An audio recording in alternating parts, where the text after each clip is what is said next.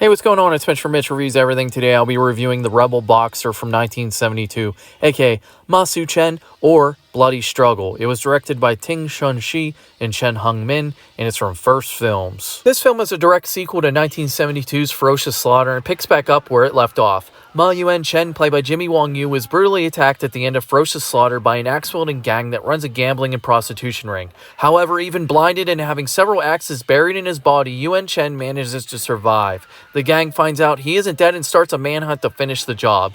Meanwhile, Ma Yuen-Chen's sister, Ma Su Chen, played by Yen Nan-See, gets word that her brother was murdered. Not knowing he is still alive, she sets out to seek revenge against the gang. The gang should be concerned with two of the Ma family trying to bring them down. They are headed for a bloody struggle. Alright, let's get to the good, the bad, and the kung fu. This one relies partially on flashback scenes from Ferocious Slaughter, which is a good thing because the fights in that movie were really good, but it does unfortunately expose the fights in this outing as a little bit lacking.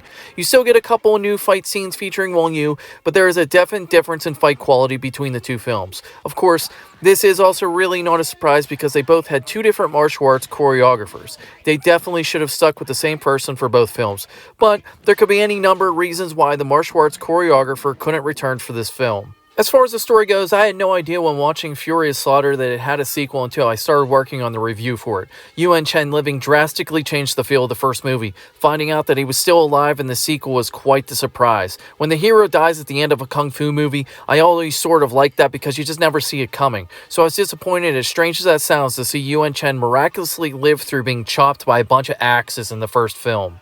At the end of the day, this is a standard revenge film. Its most intriguing quality is waiting to see if Yuen-Chen lives. It's not a terrible film, and I definitely think they should have just made this a standalone movie that was not connected with Ferocious Slaughter.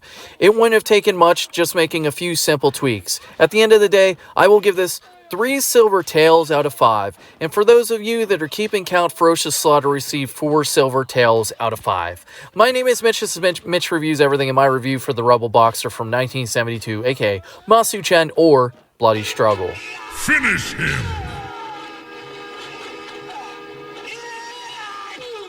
Fatality.